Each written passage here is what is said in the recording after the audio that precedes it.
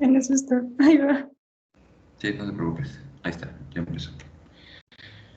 Entonces, recuerden, quedamos entonces que la fecha límite para la tarea era el próximo lunes. Hicimos ese cambio para los que no estuvieron la vez pasada. Y ya está, en principio en el aula virtual, ya está la sección de tarea. Recuerden, por favor, un solo PDF. Este, por cierto, eso me hace recordar. También apenas nos asignaron ayudante, pero ya estoy en comunicación con el ayudante. De hecho, está ahorita conectada. Entonces, Paloma, ¿te molestaría si te presentas con los chicos, por favor? Hola, sí, sí, claro. Bueno, hola a todos, yo soy Paloma, soy estudiante de maestría en física, estoy en el último semestre y como les comenta su profesor, pues recién me asignaron para apoyar en este curso. Entonces, pues platicando con el doctor Eric, comentábamos que mis actividades serán pues apoyar en la revisión de sus tareas y de sus exámenes parciales. No sé si ya les pasaron mi correo. De cualquier forma, si no, se los puedo mandar por el chat. Y pues nada, creo que es todo. Sí, muchas gracias, Paloma. Entonces, ahí, como comentó, ella nos va a ayudar con esto. Ya está indicada de cómo van a ser las actividades. Ya sabe que el lunes va a llegar el primer tanda de tareas que ya habíamos comentado. Es una revisión de entrega realmente. La idea es que pues, cualquier problema que tengan con alguno de esos tareas la revisemos acá, ¿no? Entonces, consideren que pues, son muchos estudiantes. Es difícil, pero la idea es que cualquier revisión más bien tenga que realizarse en clase, ¿no? Entonces, si tienen dudas al respecto, deberíamos de resolverlas ahorita para que Paloma la revisión sea lo más sencilla posible. Y entonces, lo mismo lo que les había dicho también anteriormente sería súper útil para ella como ayudante que sean lo más ordenados, correctos y sobre todo explicativos en sus tareas y exámenes. Es decir, eh, es muy buen entrenamiento que organicen sus ideas y que las plasmen así en los párrafos conforme van atacando el problema, ¿no? Eso les va a ayudar mucho después, es la manera en la que ustedes aprenderán a hacer reportes científicos, que siempre van a terminar haciendo algún reporte científico, llámese reporte técnico, algún artículo, divulgación, artículo de investigación. Ahí la secuencia de las ideas, el orden de las mismas y la claridad al momento de explicarlas es súper importante, es lo que vende el trabajo, tendrán resultados más bonitos que haya, súper originales, impactantes, pero si no saben escribirlos y plasmarlos en un documento bien organizado, de poco sirve. Entonces, tengan cuidado con eso para que así también haya la menor cantidad de querellas o problemas, discusiones al respecto de la calificación otorgada en las tareas y en los exámenes, ¿sí? Entonces, recuerden, lunes y nuestro examen es exactamente en 8 días, ¿sí? Gracias, Paloma. Entonces, cualquier cosa, ahí estará su mensaje con su correo. Si no, me puede preguntar a mí para que los contacte con ella. Y pues la comunicación es entre todos, ¿no? O sea, no nada más es con ella como ayudante, si tiene alguna duda, lo vemos todos los involucrados, es decir, ella, quien tenga la duda y yo, ¿no? Para que quede lo más claro de por qué se evaluó de esa manera, ¿sí? Gracias, Paloma. Ok, gracias. Cualquier cosa ya les pasé mi correo. Perfecto, entonces ya está en el chat. Sí. Entonces, vamos a continuar con nuestros ejercicios que tenemos ahorita pendientes en la resolución de problemas de electrostática. Recuerden que estamos esencialmente viendo lo que es la ley de Gauss y su relación con el cálculo de campos eléctricos de distribuciones de carga y en particular ya nos estamos viendo obviamente distribuciones de carga un poquito más complejas, ¿no? Entonces, recuerden, o sea, ley de Gauss, esencialmente lo que necesitamos es determinar una superficie gaussiana, se conoce de esa manera porque tiene que ser una superficie cerrada, y que a través de pues de cómo es el campo eléctrico en esa superficie, podamos resolver la ecuación que la integral de cerrada de E punto de A es igual a la carga encerrada entre epsilon 0. Entonces, como siempre, este Q tiene una indicación, es la carga encerrada por la superficie S. Entonces vimos ya varios ejercicios que nos permiten calcular el campo eléctrico en distribuciones continuas de carga.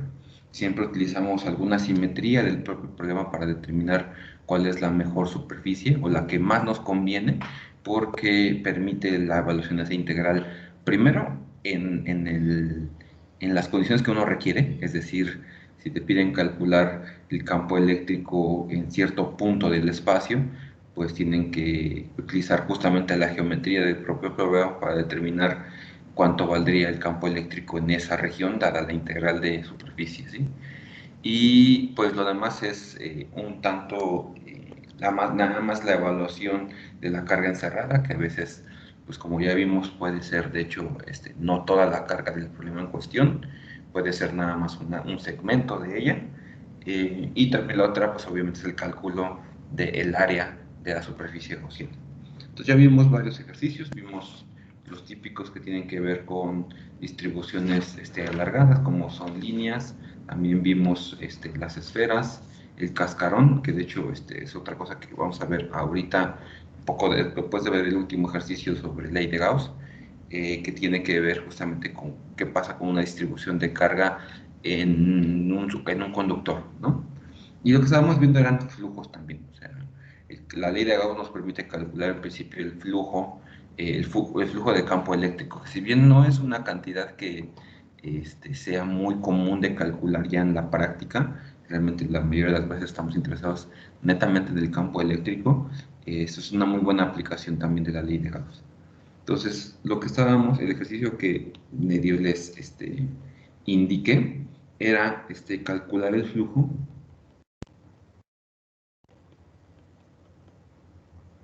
en un casquete circular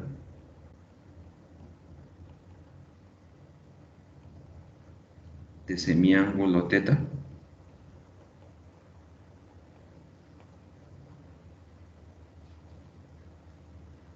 que se encuentra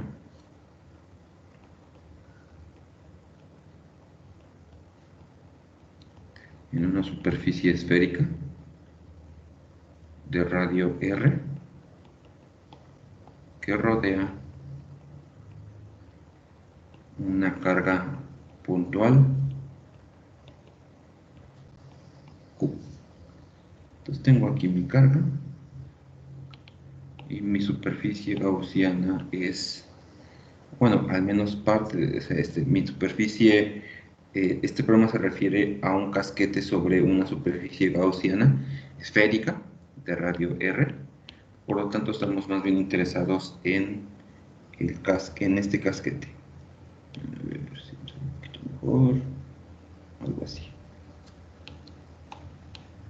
Entonces, este casquete tiene esta propiedad. Primero, el semiángulo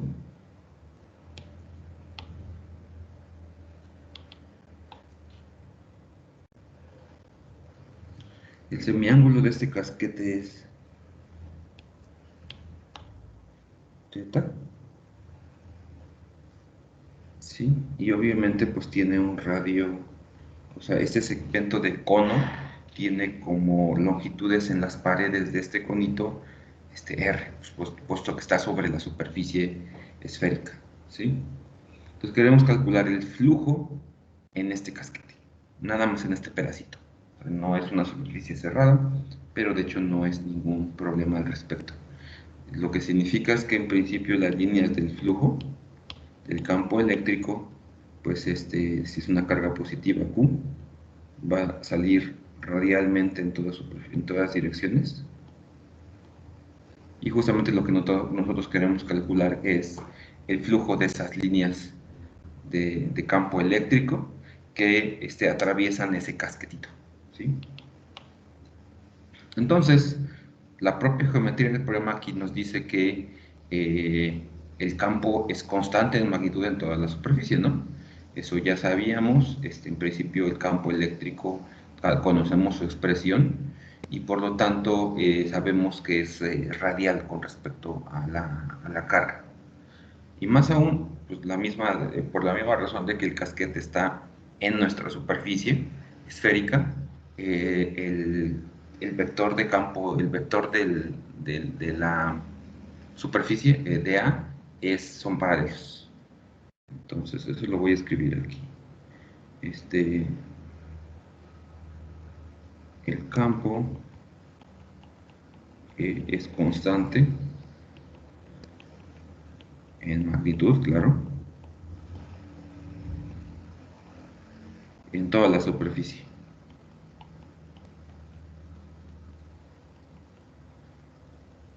Y más aún, E y dA son paralelos. Entonces lo que nos piden del flujo del campo eléctrico sería simplemente E por A, donde E sería 1 entre 4 pi epsilon 0, la carga entre R cuadrada, y pues A sería el área de este casquete. Entonces la pregunta es realmente lo que nos interesa, nada más necesitamos calcular el área A.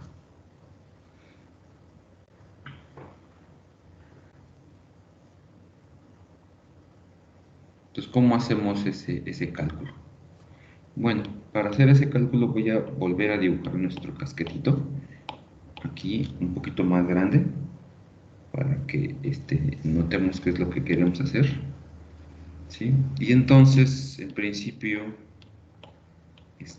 aquí está la carga Q, ¿sí? Ya habíamos dicho que era teta, esto es R, y entonces yo lo que quiero calcular es el área, digamos que sombreada acá. Obviamente aquí en el dibujo no se ve tan bien, pero no es un casquete plano, recuerden, es un casquete esférico de alguna manera, ¿no? Entonces, dentro de este casquete, podemos definir unos semicírculos, bueno, unos círculos, perdón, concéntricos con el punto inicial, ¿sí? Y que tengan, por ejemplo, radio R y un ancho de S, ¿sí? Entonces, en el casquete, un círculo tiene área 2pi por R de S, es decir, 2pi por radio por el ancho de este casquete, ¿sí? Sin embargo, este ds no es cualquiera. Este ds es también un segmento de arco que podemos medir con cierto de teta.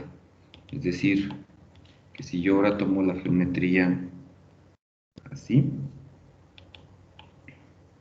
yo lo que hice al determinar mi ds es algo así como hacer un barrido. Espero que se distinga. Un barrido donde esto es un de teta. Si yo tomo esa línea imaginaria que me une mi círculo, la parte interna del círculo, es decir, la parte más cercana al punto central, y yo tomo esa línea y la barro un pequeño d teta hacia afuera, estoy barriendo un ds, ¿sí? Esto me hace ver que entonces, pero ds se barre con bueno, se barre, se escucha mal, se barre al variar un de teta, y por lo tanto ds sería r por d teta. Si yo agarro, y si fíjense que esa r es constante, eso es lo que me hace justamente barrer un semicírculo, digo, un pequeño segmento de arco sobre la superficie esférica. Entonces, traten de imaginárselo así como, pues justamente como con su lapicero, supongan que lo pongan a cierto ángulo, ¿sí? Espero que ya vean mi pantalla. Entonces imagínense que este es el DR del que estamos hablando, aquí está su carga, y entonces ustedes, esto es R, es una consta, es una longitud constante. Entonces, hacer esto y nada más girarlo, les reproduce el círculo central. Pero si se barren un pequeño de teta, un poquito hacia afuera, y otra vez barren el círculo completo, ahora tienen el círculo, la parte exterior del círculo de afuera. Entonces, al barrer este arco R de teta y hacer toda el círculo, yo lo que obtengo entonces es el barrido de mi círculo que se encuentra en el casquete, ¿sí? Entonces, ¿cómo calculo el área total de ese casquete? Pues entonces resulta que el área total, por lo tanto, ¿qué sería? Pues empezaría con estos casquetitos, bueno, con estos círculos, perdón, con R minúscula igual a 0. Me alejo un pequeño de teta hacia afuera, ¿sí? Y barro el círculo. Y tomo el área de ese círculo, con un ancho de S a la vez con un de teta. Sigo el siguiente de teta, me vuelvo a jalar un poquito y vuelvo a calcular otra vez el área de ese pequeño círculo con pequeño ancho de S. Entonces eso nos hace ver que, pues de hecho lo que tengo que hacer es integrar 2pi por R por ds. Y en principio R tendría que ser desde 0 hasta cierto R, que de hecho, pues como ven, todo va a quedar en términos de realmente teta, como debería de ser, ¿no? Porque la información que tengo, que me indican aquí es que el casquete tiene semiángulo teta, pues todo debe quedar en términos de teta. Entonces, al cambiar todas las variables con respecto a teta, yo tendría 2pi, mi R, en cambio, si se fijan, es R, eso me faltó ponerlo en algún momento. Sí, si lo ven de esta geometría, pueden ver que este R, de hecho, es también R seno de teta. ¿Sí? Lo voy a poner aquí. Y esta R es igual a R seno de teta. Entonces, en vez de poner R, pongo R seno de teta. Y en vez de poner ds, pongo R por d teta. Y ya me queda una integral netamente de teta. Entonces tendría que barrer esto de 0 a mi semiángulo teta para encontrar el área total. Esto me da 2pi r cuadrada por... Ay, no me va a caber, lo voy a poner abajo.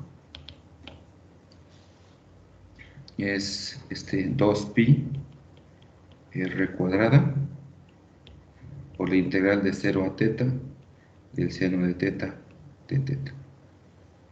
Entonces, esa integral ya la pueden evaluar, termina siendo menos coseno de teta, evaluado entre 0 y teta, y por lo tanto le da 2pi r cuadrada por 1 menos el coseno de teta.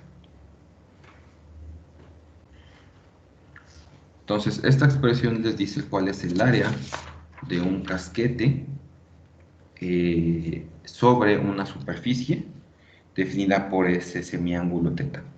En principio, de hecho, si bien nosotros hicimos, fíjense que todas estas últimas 5 líneas han sido netamente pura geometría. ¿Por qué? Porque lo único que intentamos era calcular el área de ese casquete en la esfera. Entonces, por esa razón, si bien lo hicimos, es bueno que lo hagamos, que nosotros lo deduzcamos, en principio, pues es alguna información que podrían encontrar en algún recurso de matemáticas o de geometría, ¿sí? Entonces, si lo buscan, posiblemente encuentran una expresión como esta, aunque dependerá un poco, pues porque nosotros la reescribimos justamente debido al problema que estamos tratando de resolver, lo resolvimos directamente utilizando nuestras variables de interés, las variables que conozco, que es R, el radio, y teta, el semiángulo. ¿Me indica cuándo pueda pasar, por favor, de diapositiva? Por mí está bien, profe. Gracias, Alberto. Sí, profe, por mí también. Gracias. Por lo tanto, mi flujo eléctrico sería 1 entre 4 pi epsilon 0 por U entre R cuadrada por 2 pi R cuadrada por 1 menos el coseno de teta. Y eso es Q entre 2 epsilon 0 por 1 menos el coseno de teta nada más.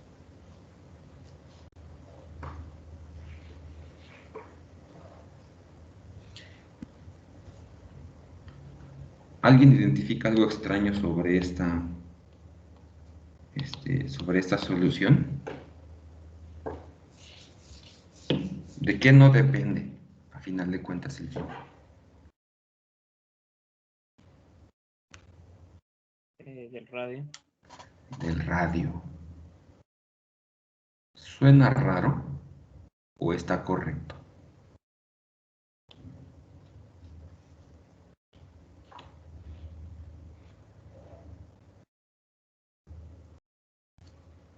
Aquí es cuando nos damos cuenta que obtener el resultado está bien, está genial, pero necesitamos cierta interpretación. ¿Por qué el flujo no depende de radio, de esta superficie? Piensen en esto, ¿no? Piensen que aquí tienen su carga Q. Sí lo puse, ¿no? ¿Verdad? Perdón. Aquí está Q, su carga Q puntual, y tienen ese casquete de semiángulo teta, y resulta que el flujo que atraviesa ese casquete nada más depende de teta. Eso sí, depende de teta, pero no depende del radio de ese semicírculo. ¿Por qué no depende? Pues yo lo pensaría porque el flujo al final de cuentas lo que estamos viendo es la cantidad de, valga la redundancia, de líneas de campo del campo eléctrico que pasan por ahí. Pero contrario a la magnitud, la intensidad del campo eléctrico, las líneas, es que como, las líneas que pasen no van a depender de la distancia. Lo que sí va a depender de la distancia es la intensidad con la que pues se siente el campo eléctrico. Claro. Entonces lo podemos ver muy bien, Andrea, gracias. Entonces, de hecho, lo podemos ver a través de esto. Imagínense que ahora yo escojo una superficie más grande, como esta, ¿no? Esta es otra vez una superficie también gaussiana. En principio yo también podría dibujar aquí, o sea, si yo extiendo este ángulo, lo que es importante es que cuando dibujo mi nuevo casquete, pues utilice de nuevo las mismas líneas de referencia, dado que en principio el semiángulo es el mismo, ¿no? ¿Sí? Y entonces, por lo tanto, yo tendría que mi casquete ahora sería este, más o menos. Entonces, fíjense cómo cualquier línea de flujo que atraviesa su primer superficie, también atraviesa la segunda. Todas y cada una de las líneas que atraviesan mi primer casquete, también atraviesan el segundo casquete. ¿Sí? Y eso es por la propia geometría de la forma del casquete que escogí. Escogí un casquete sobre mi superficie esférica. De tal manera que el aumentar el radio, de hecho, aumenta el área del casquete, lo cual está está bien. De hecho, lo podemos ver aquí. Conforme el radio del casquete aumenta, de hecho, el área aumenta cuadráticamente. Y eso es justo lo necesario para que el flujo sobre el casquete se mantenga. Entonces, como dijo su compañera Andrea, lo que sí va a cambiar es el valor del campo eléctrico. Eso nadie le está diciendo que no. No estamos diciendo que el campo eléctrico sea constante en ese casquete, no. Lo que es constante es el flujo. ¿Cuántas líneas de campo eléctrico atraviesan su superficie? ¿Sí? Entonces es lo mismo que si ustedes cuando hicimos los ejercicios de parte, ¿cómo era? Por ejemplo, el del campo eléctrico para esta carga Q. Supusimos una esfera de radio R, pero en principio todas las líneas de flujo que atraviesan esa superficie gaussiana de radio R atraviesan una mucho más pequeña o una enorme, mucho más grande, porque son de hecho todas las líneas de flujo generadas por su carga. ¿Sí? Sí lo ven de esa manera, ¿no? Entonces está correcto, el resultado está bien, y nada más aquí no depende de R, y es algo extraño, pero de hecho está correcto. Entonces, siempre es bueno analizar ciertos casos límites. ¿Qué pasa, por ejemplo, si escojo, bueno, si escojo θ igual a 0, pues ¿cuál va a ser el flujo? Pues 0, y está correcto. Si hago θ igual a 0 y el coseno de 0 me da 1, y por lo tanto el flujo eléctrico me da 0. Esa es una solución trivial, pero tal vez no tan impactante, ¿no? Entonces imagínense que hago θ igual a 90 grados. Esto sería mitad de esfera. Pues yo lo que tendría como flujo eléctrico sería Q entre 2 epsilon 0. Puesto que en θ igual a 90, yo lo que tengo es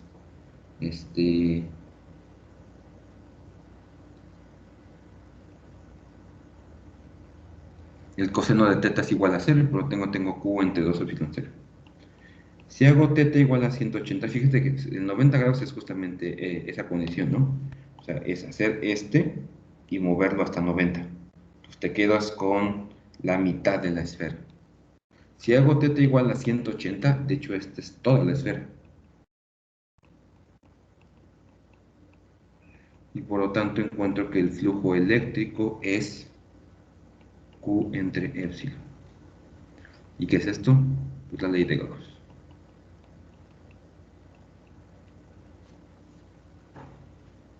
¿Por qué? Pues ahora con θ igual a 180 estoy moviéndome sobre toda la esfera, y entonces yo lo que encuentro es que el flujo eléctrico es la carga entre epsilon 0, la carga encerrada por la superficie gaussiana. En este caso ya es una superficie gaussiana porque es una superficie cerrada.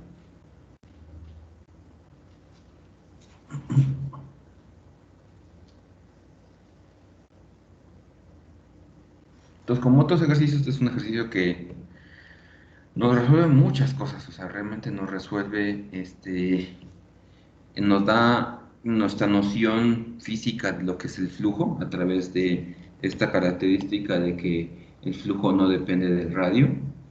Tuvimos que hacer un poco de geometría, pero eso fue bueno porque la manera en la que estamos calculando aquí esta área se parece mucho al tipo de metodologías que tenemos que realizar a veces para calcular, por ejemplo, la carga total encerrada por una superficie gaussiana, ¿no? En el caso de la esfera que vimos la clase pasada, pues justamente era esto, lo que queremos calcular era el volumen encerrado. El volumen lo terminamos calculando como la densidad de carga por un pequeño volumen, y ese volumen era 4pi r cuadrada por dr, e integramos desde 0 hasta r, y con eso determinamos el volumen de la esfera. Entonces siempre terminamos calculando estos volúmenes a través de estos diferenciales de una cosa anterior, ¿no? Porque es lo gracioso, que esta área termina siendo la integral de esto es el perímetro de un círculo, una circunferencia, por un de ancho, y lo que hago al integrar esto es termino calculando un área. Entonces es el tipo de metodologías que siempre estaremos usando muy comúnmente en todos estos cálculos.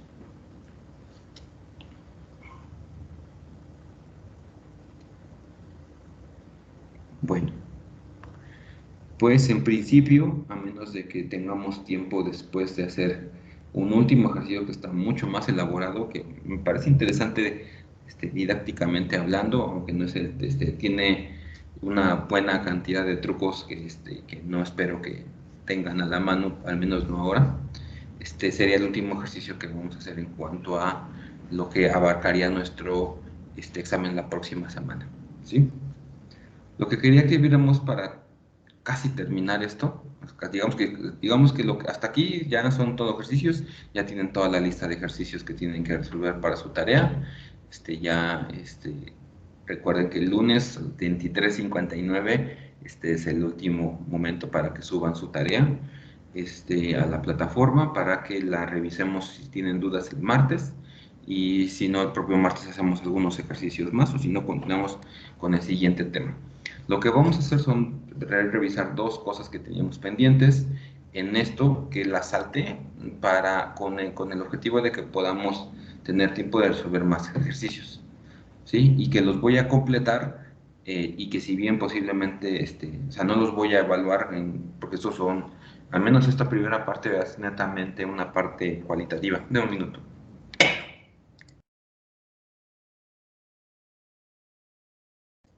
Perdón. Entonces esta parte es netamente una parte cualitativa, pero sí es necesario que al menos lo hayamos revisado así, cualitativo, para que pues tengan conocimiento de estos fenómenos, ¿no? Entonces, el primer tema que vamos a ver ahorita es, se le conoce a veces como el equilibrio electrostático, pero yo le voy a llamar simplemente conductores. Entonces, una de las consecuencias fundamentales de la ley de Gauss tiene que ver, de hecho, con cómo se distribuye una carga en exceso en un material.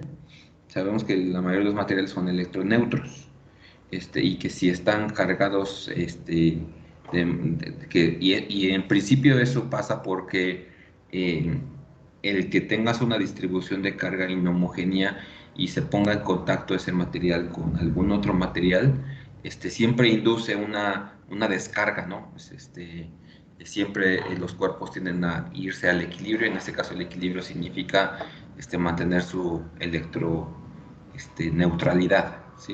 Entonces, por eso cuando por alguna razón ustedes se frotaron y se acercan la mano a algún conductor que está en tierra, pues les da un toque, y es porque descargaron la carga electrostática que ustedes tenían.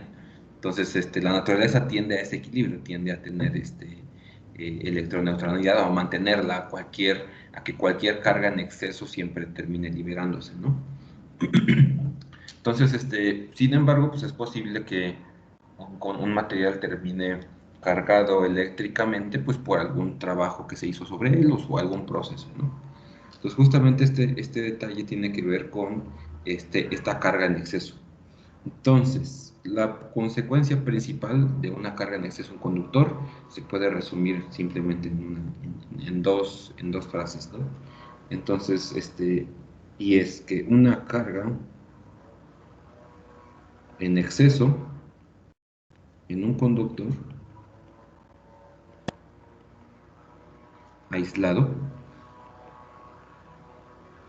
se traslada por completo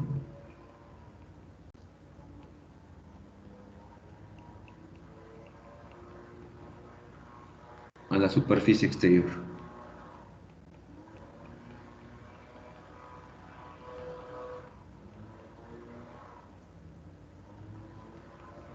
Del conductor. Ninguna carga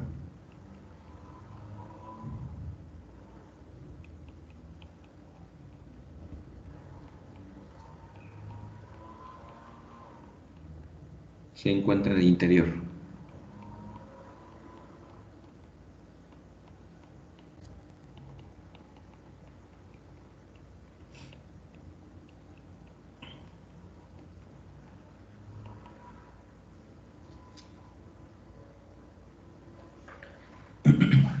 Entonces, si ustedes tuvieran un conductor, una esfera, por ejemplo, un cuerpo metálico, ¿sí?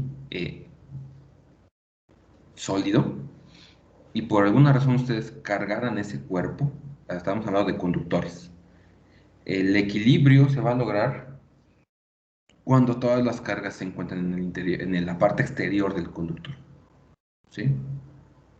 Esto generaliza la posibilidad de que el cuerpo tenga, por ejemplo, una horadación o un orificio en la parte interna. Eso vamos a verlo ahorita. Aunque tenga un orificio en la parte interna, resulta que en la ley de Gauss nos dice que el equilibrio se logra cuando cuando la carga se pone en la parte más exterior del conductor, ¿sí? Entonces podemos verlo de una manera intuitiva de entender esto es verlo de esta manera, ¿no?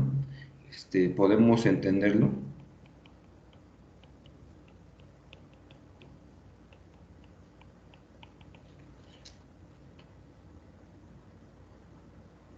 Podemos entender esto como un fenómeno originado por el hecho de que el conductor, de que en el conductor las cargas son libres. Es decir, se puede mover con libertad. Esa es la particularidad del conductor. Y por lo tanto, se repelen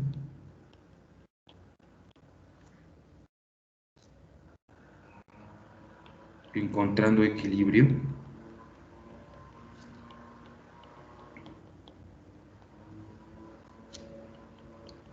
cuando están más separadas.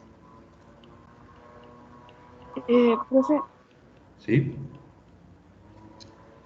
perdón, se me fue ahorita el internet cuando estaba explicando una parte que me llamó la atención. Entonces, no sé si ya lo mencionó, A ver. pero estaba diciendo que en una superficie que tuviera un hoyito, Sí. ya no entendí qué es lo que estaba diciendo, perdón, pero una duda.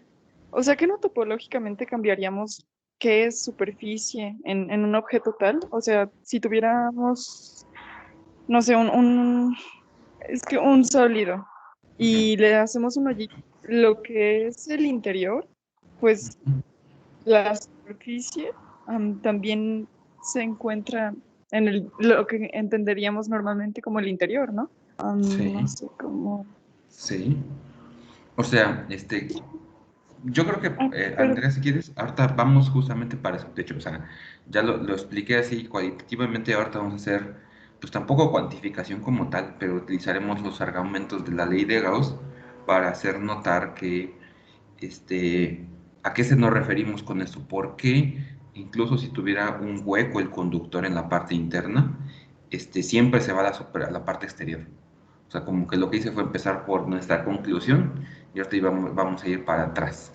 ¿Qué te parece, Andrea, si me das un ratito y así te quedas con la duda, regresamos? ok, sí, perdón. No, no te preocupes. Entonces, vamos justamente para allá. Entonces, tal vez el orden no fue el adecuado, no significa que con eso ya terminamos. De hecho, apenas empezamos nuestra discusión. Empezamos por la conclusión, por esta, manera cualitativa de entender las cosas, que es pensar que cuando ponemos las cargas adicionales sobre el conductor, pues como es un conductor, las cargas se repelen. Bueno, como son cargas, se repelen. Y como es un conductor, son libres de moverse. Entonces buscan el equilibrio, y de hecho encuentran el equilibrio cuando se acomodan en la parte más externa del conductor. ¿Por qué? Porque de ahí para afuera no se pueden mover, porque ya se encontrarían con una barrera que es saltar hacia el exterior. Este, y porque en cualquier otra configuración que no sea que se distribuyan homogéneamente sobre la superficie más externa, va a haber fuerzas que van a tratar de mover las partículas en otras direcciones. Si quieres, vamos harta para allá. ¿Sí, Andrea, te parece? Sí, profe, está bien, gracias. Entonces, véanlo de esa manera. Una manera de entenderlo así explicadito es, este, las cargas se repelen y encuentran equilibrio cuando estén más separadas, lo que siempre pasa en las partes más exteriores del conductor, ¿sí? En algunos libros se refieren a esta condición de la parte más exterior. De hecho, y yo creo que por ahí va el argumento de su compañera, fue de que buscan la zona con con la curvatura más pequeña, ¿sí? Tal vez de manera más correcta, esa sería la condición correcta. Decir que se van a la superficie con una curvatura más pequeña, es decir, a la zona que tiene una curvatura menor, ¿no? O sea, que tiene y por lo tanto usualmente es la parte más exterior.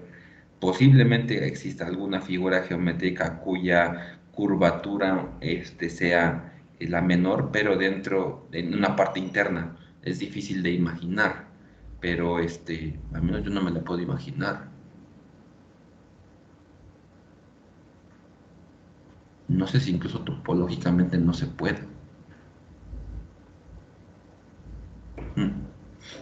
Bueno, Es que se ponen algo así como una dona que tiene un hoyito, pero uno muy pequeñito sí, y pero que justamente, no fueron ujú. que será toda la superficie, nada más modificar la superficie de modo que, ay, es que no sé bien cómo explicarme sin hacer dibujitos. No, pero yo Sí. creo que ya con lo que explique, profe. Ujú. También me quedé pensando por eso. En el caso de la dona, también se pondría en la parte exterior de la dona, y no me refiero a la parte con un radio mayor, simplemente se distribuiría dentro de la superficie sobre ella. Es decir, si es una dona así como glaseada, pues donde hay glaseado, donde está el azúcar, en toda la parte exterior. Ahí es donde se organizaría, no significa que se pusiera sobre la parte más exterior. A ver si lo puedo dibujar. Entonces sería algo como esto. Es tridimensional, obviamente. Entonces la carga se distribuiría sobre esta cosa y por la parte de abajo y por la parte de los lados, o sea, realmente en la superficie. Y bueno, obviamente la estoy pintando así muy mal y estaría distribuida de manera homogénea, ¿sí? No es O profe, creo exactamente... que Ajá. en un ejemplo, imagine una bolita de plastilina, ¿vale? Ujú, Una bolita que es pues sólida. ujú. Pero si agarra un lápiz y la pincha, pero no de No la manera que atravieses. el lápiz toda, ajá, sino que nada más una parte de la superficie la metas a lo que sería como el interior. No sé si ya medio me explico un poco más. Sí, sí, sí. Entonces ahí la superficie, o sea, lo que sería el exterior, también estaría en una parte que para el resto de la esfera sería como el interior. Ujú, Y sí, interesante. aún así sería la superficie externa. No sé si No hago sé como si esto y lo que hago y el es, lápiz. Ándale, sí, justo eso. Solo que pues muy profundo, ¿no? Para que sí claro, tenga sentido. posiblemente en esta zona haya una distribución de carga no homogénea. O sea, en esta zona, o sea, tal vez su compañera está pensando algo mucho más elaborado, o sea, más completo. Entonces, en principio también habría carga en esta parte. Y posiblemente, de hecho, lo que más bien tendría que haber en equilibrio, es la distribución, una medida de la carga por unidad de área. O sea, en principio, si este cuerpo fuera perfectamente esférico, digamos planito, bien homogéneo, la carga por unidad de área se debería de mantener constante en toda la superficie. Si tuviera un chipotito o algo así, una deformidad como esta, primero ahí, debido a esa curvatura adicional, el área ya no es agarrar un parchecito de igual tamaño en cualquier parte de este segmento, y esto tiene la misma área. En esta región, esa área termina un poquito deforme, ¿sí? Justamente por la curvatura adicional de esta gradación. Debido a que la carga, a que la fuerza de Coulomb va como 1 entre R cuadrada, si consideramos que estas cargas son muy pequeñas, el radio de acción de la fuerza electrostática que va a repeler a las cargas entre sí para lograr equilibrio electrostático, realmente no es muy larga, no es de muy largo alcance. Entonces hace ver que posiblemente dentro de esta región, que aunque estuviera muy deforme, aún así sobre la superficie habría una distribución de carga más o menos homogénea y también se quedaría en esta parte. Ya si este hueco fuera muy pequeño y esta carga que está aquí, por ejemplo, ¿sí? Esta carga no solo interactúa con sus vecinas, sino también interactúa con estas, ahí es cuando ya la distribución de cargas sí ya no se vuelve homogénea como habíamos pensado. Pero otra vez, eso debería de pasar usualmente con, yo creo que en condiciones normales, para este tipo de gradaciones macroscópicas, o sea, del orden de los milímetros o algo así, no creo que sea suficiente esta gradación para eliminar los argumentos de los cuales vamos a hablar ahorita. Sigue siendo una distribución de cargas que se distribuye homogéneamente y que termina provocando que se terminen siempre colocando en la parte más exterior de la superficie, incluyendo esta parte, que en el contexto de esto sigue siendo la parte superior.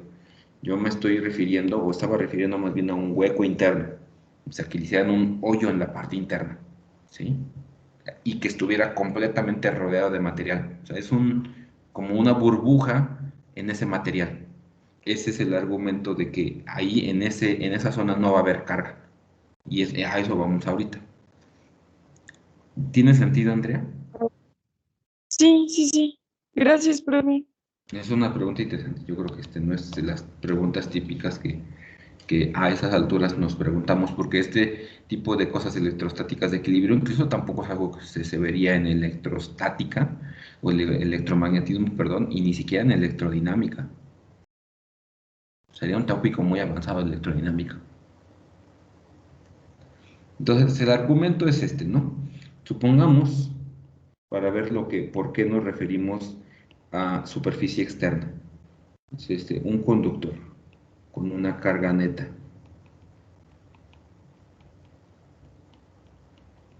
Entonces, este conductor yo me lo voy a imaginar así, ¿sí? Y supongamos, por ejemplo, primero una superficie gaussiana, que tiene esta forma. Hasta estoy tratando como que de seguir la misma estructura de la superficie, ¿sí? Y voy a suponer también otra superficie gaussiana 2 que está apenas en el conductor, dentro de él y muy pegado a la superficie. Entonces, el argumento para darnos cuenta que la carga debería estar realmente en la superficie, voy a poner de color, es este. Entonces, nuestra suposición es que está justamente en la superficie. Entonces, si usamos uno, me falta poner también, esto es superficie gaussiana 2. Entonces, si usamos la superficie 1, entonces hay un campo eléctrico que sale del conductor. Eso, pues, está correcto, puesto que tiene una carga neta, ¿no? Y por lo tanto, si yo calculo la integral del flujo de punto de A es igual a la carga encerrada entre epsilon 0, esto es diferente de 0. Si hay flujo, el campo eléctrico está saliendo de nuestro conductor con una forma puede ser un poco irregular, debido a la propia irregularidad del cuerpo. Salen las líneas de flujo hacia afuera y todo va bien, ¿no?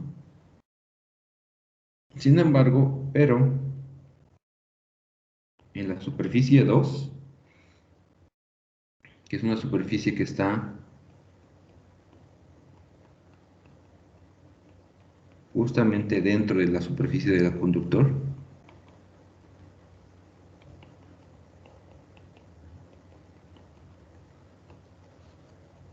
si existiera un campo eléctrico,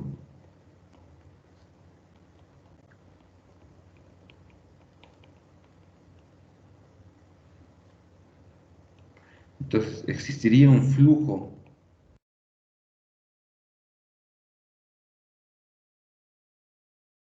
a ver, si existiera un campo eléctrico, es que ya me pasé.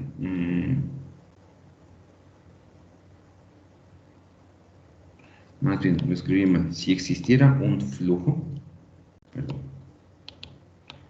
si existiera flujo eléctrico, es decir, al calcular la ley de Gauss, yo calculo que si existe un E punto de A que es diferente de cero, entonces existiría un campo eléctrico en la parte interior, en la parte interior del conductor, puesto que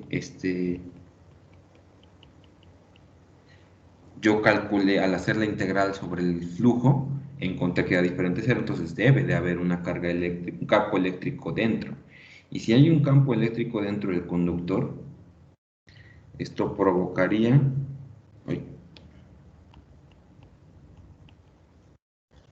movimiento de cargas.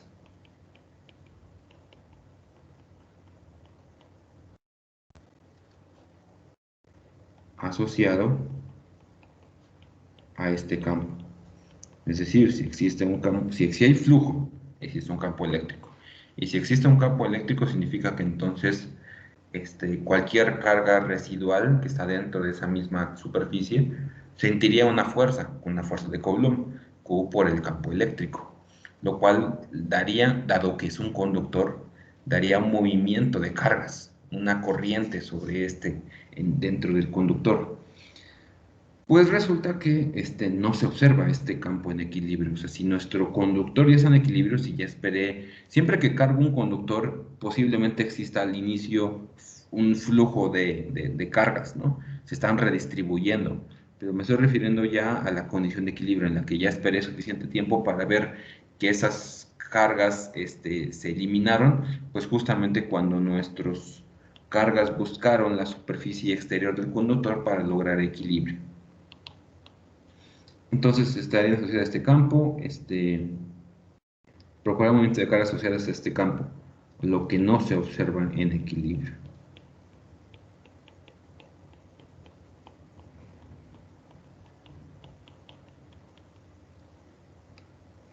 Y esto implica entonces que la carga se encuentra justamente en la superficie exterior.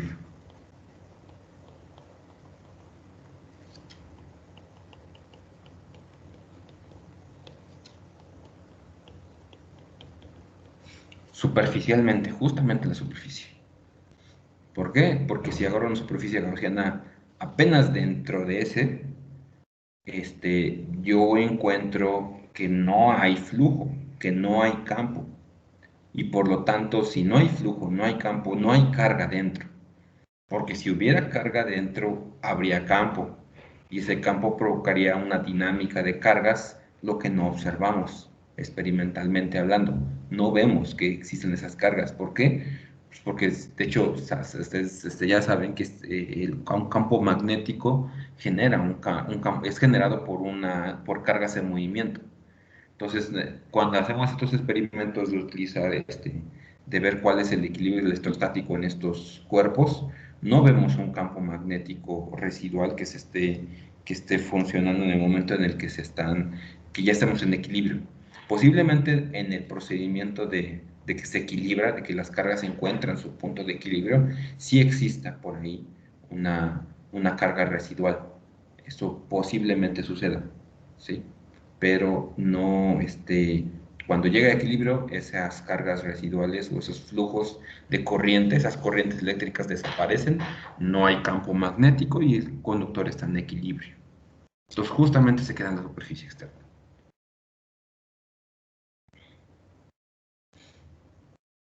Ahora, tratando de responder un poco la pregunta de su compañera. ¿Qué pasa si ahora orado un hueco dentro de mi sólido? Hueco significa, o sea, esto es un diagrama 2-dimensional de un cuerpo 3-dimensional. Realmente es como si tuviera un hueco dentro, que está completamente rodeado por nuestro material, ¿sí? No me estoy refiriendo a esto. Entonces, este es nada más todo lo que queda un hoyito dentro, ¿sí? Es como si agarraran una superficie y se creara una burbuja dentro, ¿sí? Entonces, en este caso también yo puedo dibujar una superficie gaussiana, pues muy similar a la superficie 2, pero ahora rodeando mi hueco de mi superficie gaussiana 3. Entonces, ¿qué pasaría en este caso? Voy a cambiar de diapositiva. Entonces, para esta superficie, ya vimos entonces que para 3, ya vimos que el campo eléctrico debe ser 0 dentro del conductor. Porque si no, habría este flujo de cargas dentro del conductor. Y esa superficie 3 está definitivamente en una parte dentro del conductor. ¿Sí? Entonces, en este caso, eso nos hace ver que entonces no hay cargas en la superficie interna, donde dejé mi huequito, y solo en la superficie externa.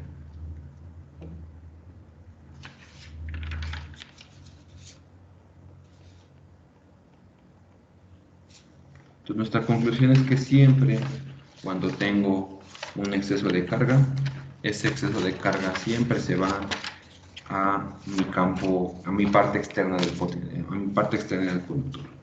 Siempre. Se queda ahí y se queda justamente en la parte de afuera. Y entonces recuerden, eso es equilibrio. Eso es lo que pasaría usualmente cuando tengo este tipo de conductores. Y es por la particularidad de que el conductor justamente permite el movimiento libre de partículas, de cargas.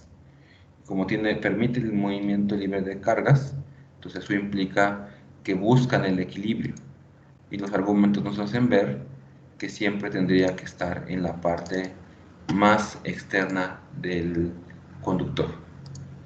Entonces, esto, les digo, en algunos otros textos indican que eso tiene que ver, que más bien se va a la parte que tenga una curvatura más grande. Y eso es pues justamente la misma razón por la que no puede estar dentro de la parte del conductor.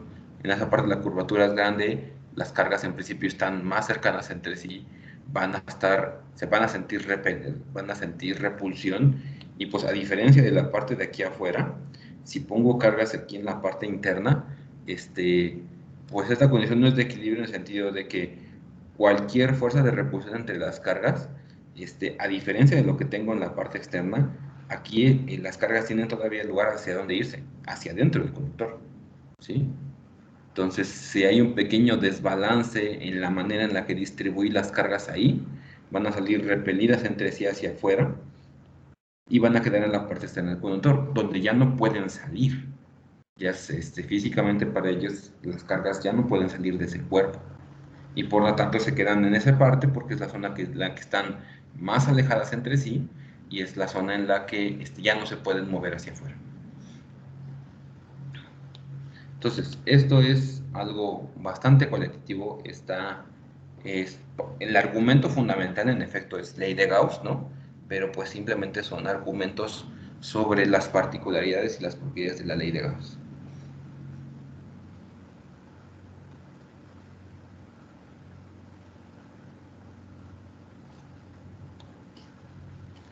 Bueno, ¿todo bien con esto?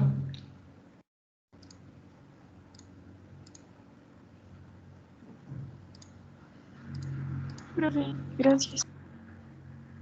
Antes de que se me olvide, ya ahorita que acabo de revisar mi calendario, supongo que les habrá llegado un correo ayer sobre una reunión que hay al rato a las 2 de inducción al servicio social. Entonces, pues, por favor, de ser posible, asistan. Vamos a estar ahí los del Comité de Servicio Social, yo soy parte del comité. Y esto es porque la próxima semana, en principio, es la semana de registro de estudiantes en proyectos de servicio social. Entonces, llevaremos a cabo reuniones periódicas, tal vez no exactamente cada periodo de registro, porque hay como 3 o 4 por semestre. así que sería mucho, pero ahorita es un buen momento porque es el primer periodo de registro del semestre. Entonces, tanto para ustedes que ya tienen experiencia en esto, como también a los compañeros que es su segunda inscripción o su primera inscripción y no conocen bien todavía lo que es el servicio social y el procedimiento. Sobre todo lo que es importante en este caso es el procedimiento, porque al menos en primera componente, que es lo que ustedes están interesados ahorita, no hay tantos problemas en cuanto al servicio social. Los problemas siempre llegan en la segunda componente, que es la componente que ustedes deben de llevar a cabo después de ya un poco más adelante, ¿no? Entonces ahí sí llegan casos muy de que el registro fue hecho mal, nunca se registró realmente, ya están con la urgencia de titularse. Pues esta reunión es, si bien enfocada a primer componente, porque son los que son los más, pues de ahí pueden salir también preguntas sobre segunda componente. Entonces, por favor, si es posible, no falten. Sí les llegó el correo, ¿verdad? Sí, profe. Sí, profe, muchas gracias. Genial.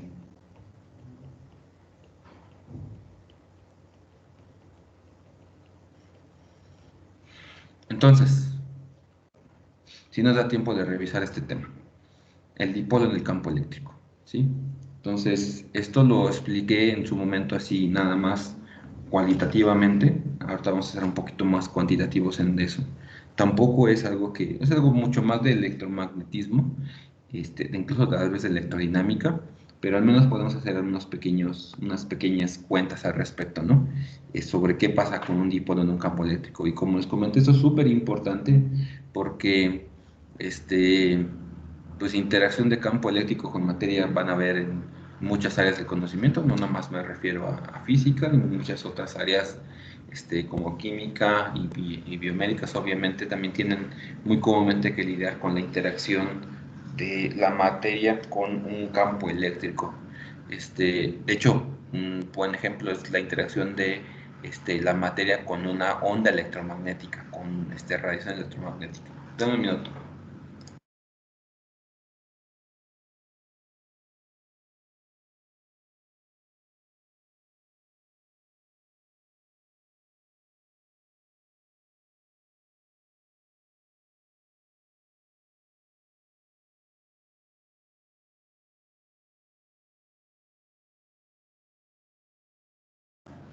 Perdón, pensé que tendría alguna ventana abierta, pero no, resulta que la máquina de poder se escucha hasta aquí, incluso con las ventanas cerradas. Entonces, esto implica que muchos materiales, elementos químicos, nosotros mismos, estamos en interacción con siempre alguna radiación electromagnética que produzca, podría provocar algún tipo de interacción dipolar, en el sentido de que muchos materiales, nosotros mismos somos susceptibles a formar dipolos. Digamos, aquí nuestro cuerpo está formado de dipolos. Y es porque muchas moléculas biológicas, químicas, tienen momento dipolar. Y como tienen momento dipolar, entonces se les puede asociar una interacción con el dipolo, ¿no? Entonces lo que estamos pensando es en un campo eléctrico constante,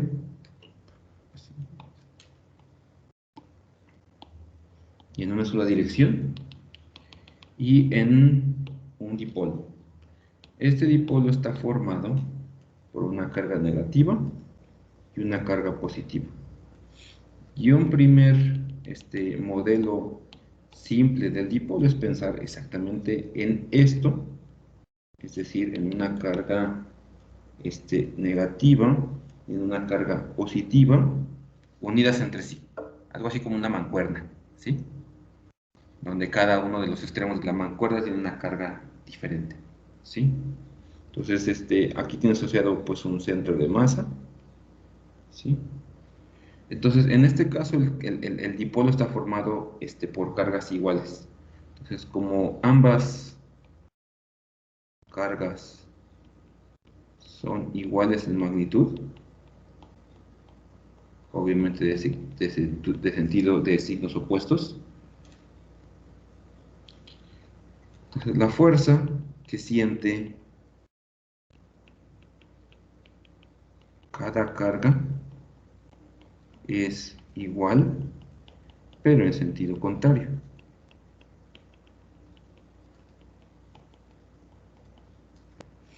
Es decir, yo podría analizar la fuerza primero sobre mi carga positiva. Sobre mi carga positiva, ¿se acuerdan que la ley de Coulomb les dice que la fuerza es, bueno, la relación entre la ley de Coulomb y el campo eléctrico es que la fuerza es la carga por el campo eléctrico? Entonces, en principio, la fuerza que siente la partícula, la carga positiva es en la dirección del campo, y la fuerza que siente la carga negativa es en la dirección opuesta del campo. Entonces, este es F más, digamos, este es F menos. Entonces, son iguales, son en sentido contrario, y por lo tanto la fuerza total es cero.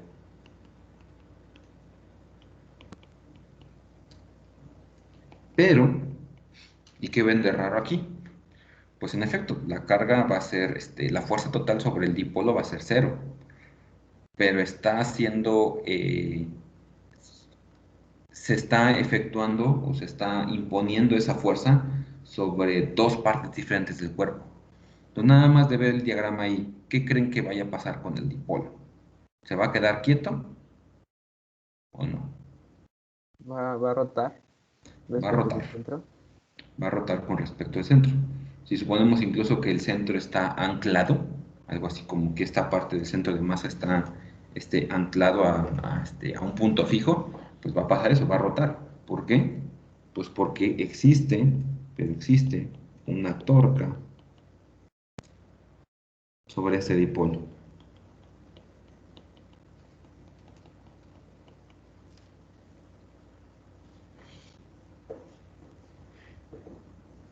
Entonces vamos a cuantificar esa torca, porque justamente esa torca nos permitirá determinar la forma que tenga esa torca con respecto a alguna geometría, como es decir, el ángulo, por ejemplo, en este caso, ¿usted sabe esto? Este ángulo teta, por ejemplo, si utilizamos esa teta como referencia de torca, pues si encuentro la expresión de la torca que siente nuestro dipolo en este campo eléctrico, en esta variable, podría encontrar si en algún punto existe equilibrio. Es decir, si el dipolo terminará acomodándose en alguna condición particular. Nada más supone un poco, o sea, como vamos pensando como que lógica, ¿cuál creen que sea la condición de equilibrio de este dipolo? ¿En qué momento el dipolo ya no sentiría no solo fuerza cero, que desde el principio ha sentido fuerza cero, sino que la torca también es cero? Cuando está paralelo al campo. Cuando θ es igual a cero, cuando es paralelo al campo, ¿sí? Entonces eso es lo que queremos demostrar, aunque es intuitivo, se nota que debería ser así, lo queremos demostrar matemáticamente, ¿sí? Y eso hará que conozcan una de las particularidades, y yo creo que es la más importante, de un dipolo en un campo eléctrico. Se alinea con el campo y en esa condición tengo equilibrio. En ese momento el dipolo se siente, no tiene la fuerza total cero y la torca cero, y entonces es lo que usualmente pasa con los dipolos, se alinea con el campo. Entonces eso es importante porque eso, vamos a ver después, implicaría de entrada que se forma ese dipolo, produce otro campo que se puede, si hay más dipolos cerca, vamos a tener muchísimos dipolos alineados con el campo, y todos esos dipolos generan otro campo eléctrico adicional que se suma al campo externo y genera ya el campo eléctrico total, ¿sí? Entonces eso es muy común, lo van a ver muchas veces, y no solo me refiero a los físicos, me refiero también a los ingenieros biomédicos y a los químicos sustentables. Todos ven este tipo de fenomenología, ¿sí? Entonces la torca, vamos a cuantificar la torca. Entonces la torca, medido desde el centro de masa, que es el punto que siempre se utiliza para medir la torca, es, si se acuerdan, F cruz R, ¿sí? Donde F es la fuerza y R es el vector que une el centro de masa con el punto de unión con la terca, ¿sí? Entonces implicaría que la torca como un vector sería, bueno, muy bien, me voy a quedar nada más con la magnitud por ahora. Sería, si considero que esta cosa tiene, ¿se acuerdan que una de las propiedades del dipolo no solo es la carga, sino también la distancia entre los dos cargas? Y se acuerdan que de hecho el momento dipolar lo definíamos como la carga por la distancia entre los dos cargas, ¿sí? Aquí va a aparecer de hecho de manera natural el momento dipolar. Entonces esto sería F por D sobre 2 seno de teta. Sería el producto cruz, la magnitud de uno por la magnitud de otro por el seno del ángulo entre ellos. Y eso sería para la primera, y resulta que para la segunda tiene justamente la misma expresión. Y esto es F por D por el seno de teta. Pero yo sé cuál es la fuerza que siente este campo, es cada una de las cargas debido al campo eléctrico. La fuerza debe ser carga por campo eléctrico.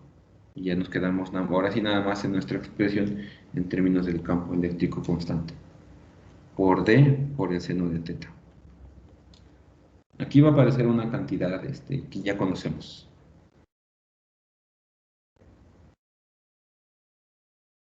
Esto lo puedo escribir como Q por D por E por el seno de teta.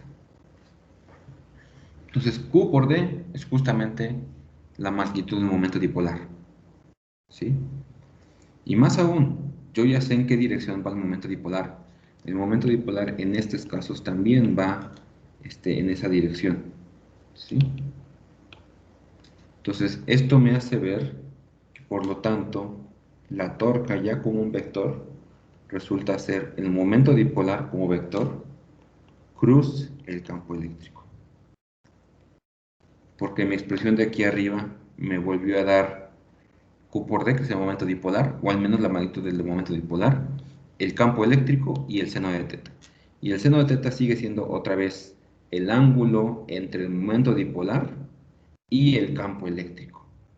Y por lo tanto mi expresión de torca es P cruz E.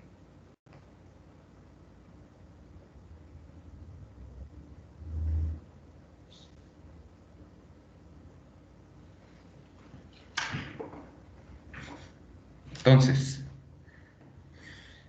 es otra vez, ya es una expresión que posiblemente van a ver varias veces en otras áreas del conocimiento.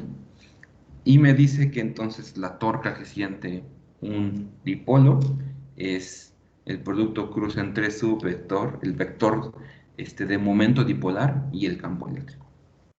Y también me da la misma conclusión a la que llegamos de manera nada más intuitiva, que es que este torca debe ser cero cuando P, el momento dipolar, y el campo eléctrico son lineales, que es cuando el dipolo se alinea con el campo. Entonces, está perfectamente correcto, ¿sí? Sin embargo, pues sería bueno analizar qué pasa exactamente desde el punto de vista de estabilidad, o sea, cómo es la torca o algo que me indique la estabilidad de nuestro sistema mecánico a diferentes ángulos, para tratar de ver pues, cómo va a ser el equilibrio de este sistema dentro del campo eléctrico, ¿no? Entonces, para esto vamos a tener que hacer un análisis energético, ¿sí? Entonces, buscamos cómo el dipolo llega a equilibrio.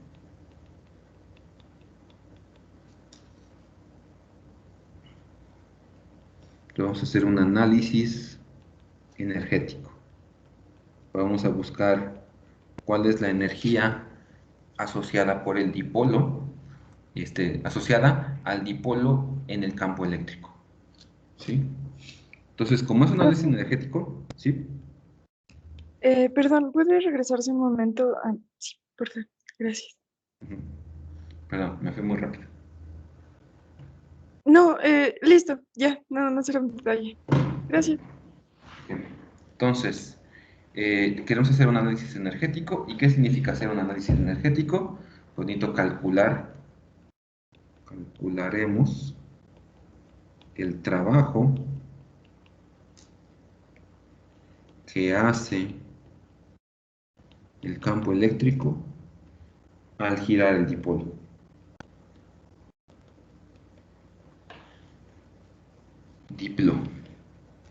Dipolo.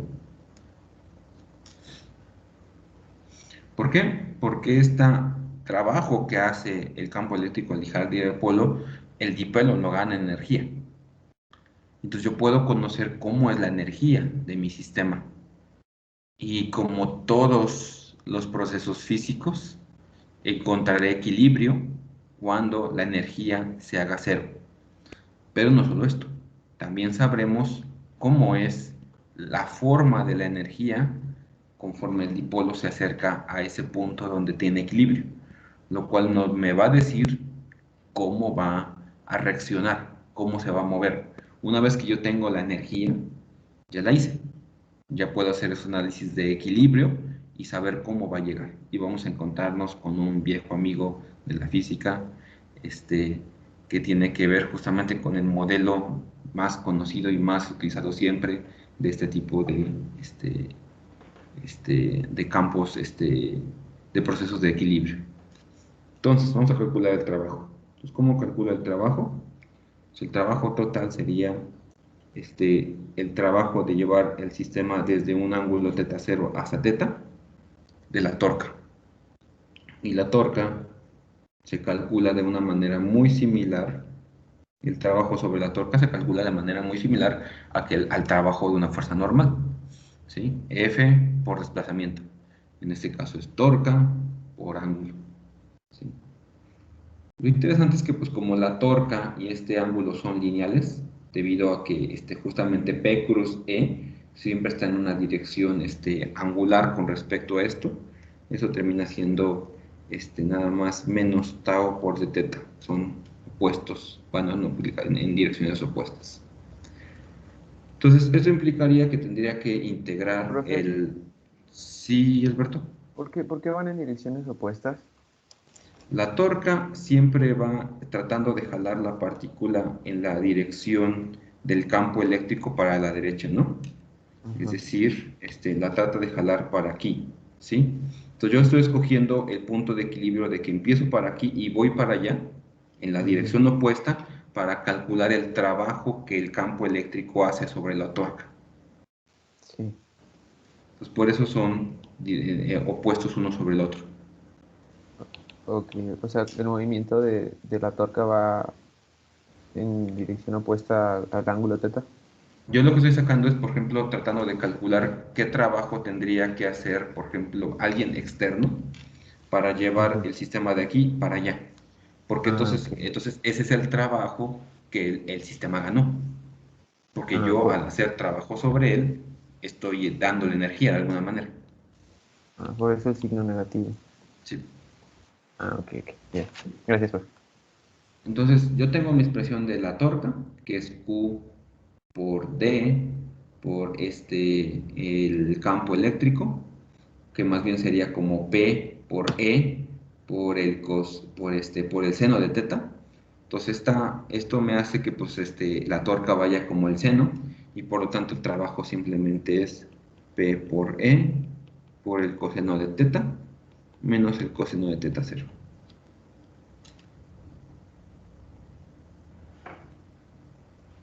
Ahora, si la energía se conserva,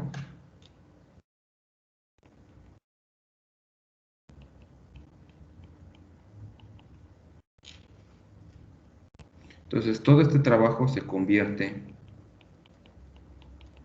en energía potencial.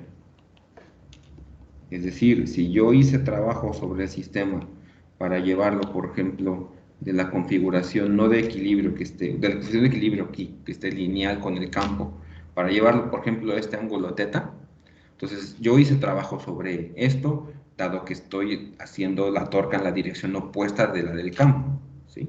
Entonces esa energía se almacena como una energía potencial, que entonces mi sistema va a almacenar y en principio podría liberar en cualquier momento.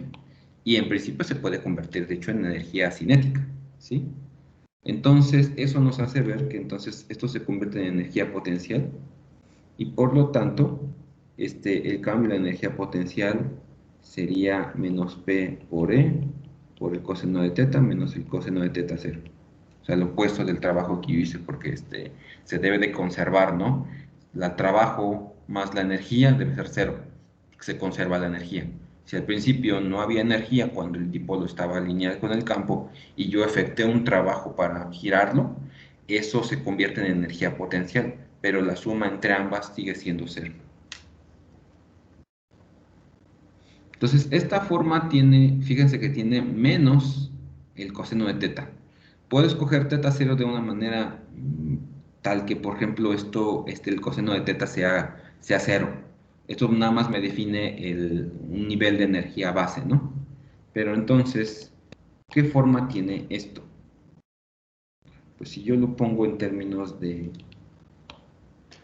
U y teta, esto va como, ay, miren, aquí me comí no sé.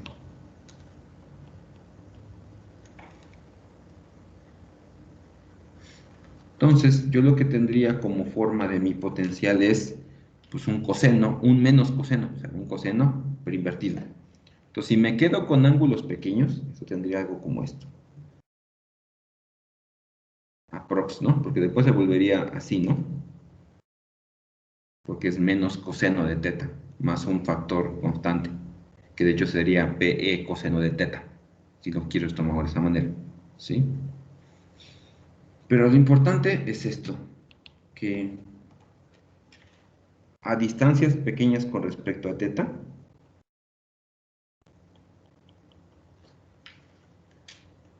¿qué forma tiene ese potencial?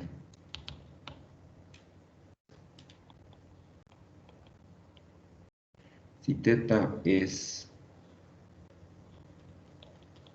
pequeño,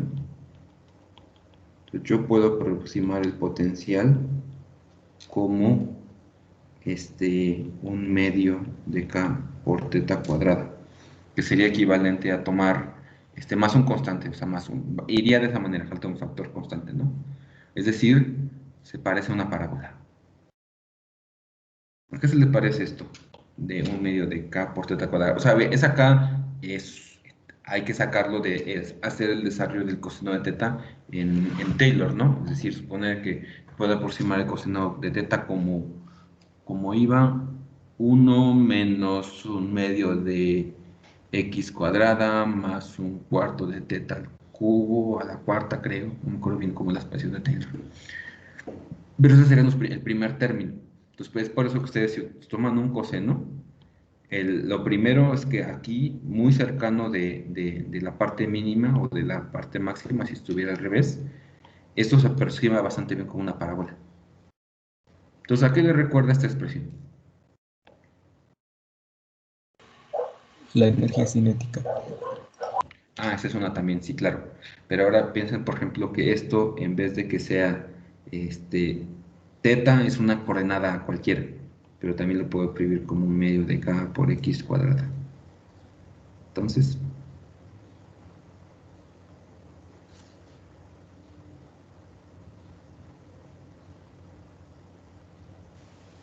Es la energía potencial de un resorte.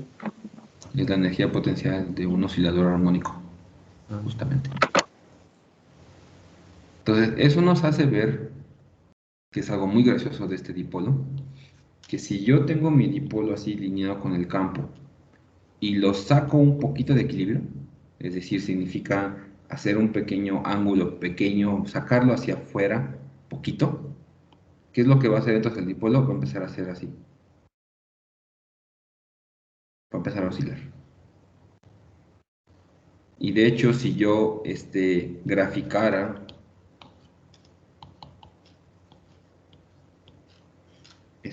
teta en función del tiempo, cuando yo lo saco, supongamos que esto es, bueno, es que tal vez lo grafique mal, teta igual a 0, yo lo que quería es ver que este dipolo se la pasa oscilando.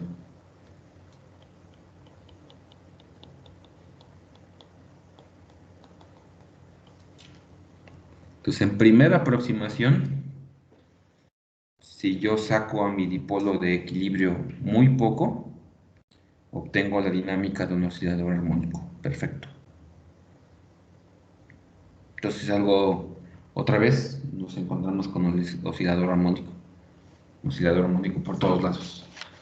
Entonces, esto es en efecto, si nuestro sistema apenas si se movió de equilibrio ligeramente, va a, por la forma de la torca, por la forma funcional que tiene la torca, que es la que vimos aquí atrás, que tiene P, Q por D por E por el seno de teta. Si yo la saco un poco, el dipolo se la pasa oscilando. Entonces, ustedes verían algo como esto. Entonces, ¿sí ya me ven? Si este es su dipolo, o el momento dipolar, y el campo eléctrico está aquí afuera, ustedes verían cómo es esto. De tal manera que si ustedes graficaran el ángulo en función del tiempo, de hecho es una función armónica. Entonces, no es netamente nada más un problema académico, es real. Es decir, si ustedes ponen un material que tenga momento dipolar, ya sea a través de la propia estructura del material o debido a que las moléculas involucradas en este proceso son justamente también tienen un dipolo eléctrico, entonces el dipolo se va a poner a oscilar y en principio esa oscilación ustedes se podría observar macroscópicamente. Hay muchas técnicas que tienen que ver con interacción de radiación con material que de hecho utilizan el hecho de que la manera en la que un dipolo regresa a equilibrios a través de un oscilador armónico o a través de la forma de un oscilador armónico, ¿no? Entonces, por ahí tiene que ver técnicas incluso de radiología, imagenología. El NMR es algo parecido a esto, es un poquito más elaborado y tiene que ver más bien con campos magnéticos, pero también la relajación de un sistema ante un estímulo externo, en ese caso también resulta ser tipo oscilador armónico.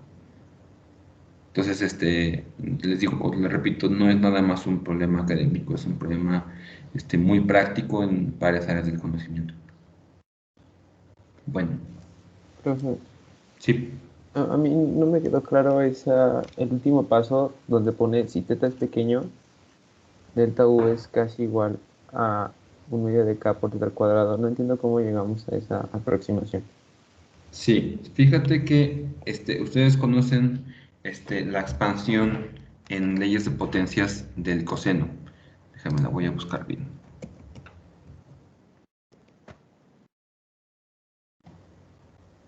Trigonometry functions. ¿Por qué está tan grande? ¿Qué hice? Entonces, por ejemplo, el coseno, su desarrollo va como 1 menos x cuadrada sobre 2 factorial. ¿Sí? Entonces, yo lo que es utilizar la expresión de esto, que el coseno, lo puedo aproximar como 1 menos x cuadrada sobre 2 factorial, más x a la cuarta sobre 4 factorial, más términos de orden mayor. Entonces, si el ángulo teta es pequeño, por eso les digo que tienen que ser desplazamientos pequeños con respecto al campo eléctrico, entonces este coseno de teta lo puedo expresar como 1 menos el x cuadrado sobre 2 factorial. Entonces, esto me va a hacer que, salvo una constante aditiva, que lo único que va a hacer es subir y bajar la energía, la dependencia de la energía con respecto a teta va como teta al cuadrado. Del mismo modo que, bueno, lo que hice fue aquí es sacar el coseno de x. ¿Ok? Entonces, lo importante es que si los desplazamientos son pequeños, prácticamente los primeros dos términos son suficientes para tener una buena aproximación del potencial. Ya esos términos son importantes cuando tengo desplazamientos más grandes, ¿no? Y si quiero tener la expresión completa del coseno, pues en principio esta suma es infinita y debe extenderse hasta infinito, ¿sí? Entonces, por eso les decía que este potencial va como un medio de K por teta al cuadrada y esa K, pues ahí la agarro, le pongo todos los términos que me falten para sacar el 1/2 y quedarme con el teta cuadrada.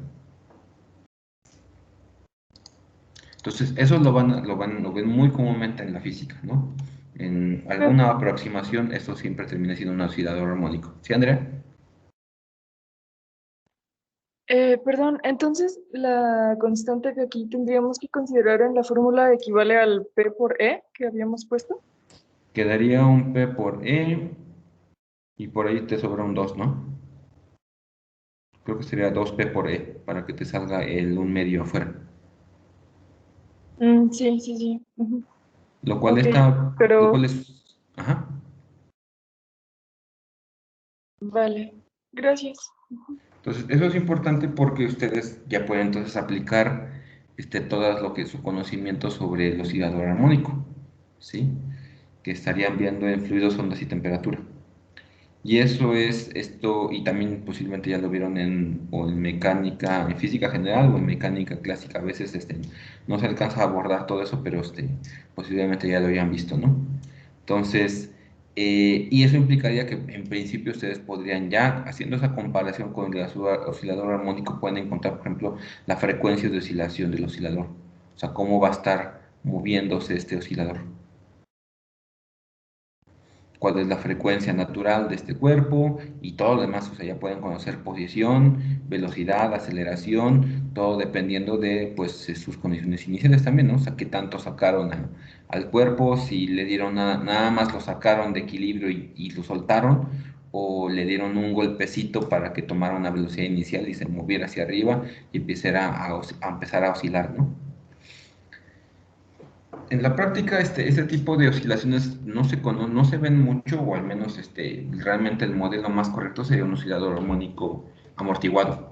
¿Por qué? Porque pues usualmente un oscilador nunca está solo, está acompañado o rodeado de un medio, por ejemplo. Entonces, si está rodeado por un medio, ese medio le causa fricción, y eso hace que este oscilador pues no siempre vaya, o siempre hay algún proceso disipativo, algún proceso que disipa energía, que hace que la energía se vaya perdiendo con el tiempo.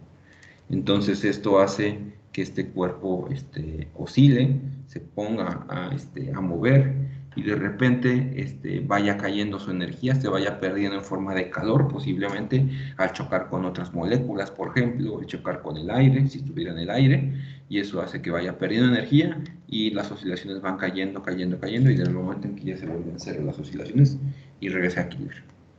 Pero todo eso es un indicativo de cómo de cómo es el proceso dinámico de este sistema.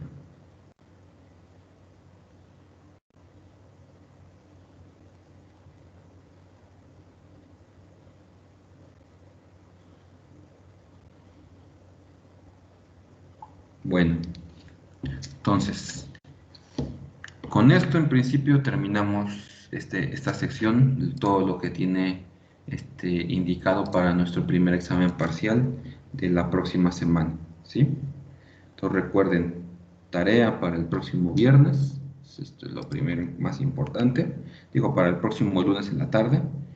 Si sale alguna duda, o todavía obviamente me pueden escribir en el chat. Digo, o sea, me pueden escribir directamente, pero pues si lo pueden en el chat de Teams, pues tal vez sería mejor, porque si alguien más tiene la duda, pues ya se resuelve de un solo golpe, resuelvo dos dudas, ¿no? Y si no hay nada más, entonces nos veríamos el próximo martes en clases, ¿sí, chicos?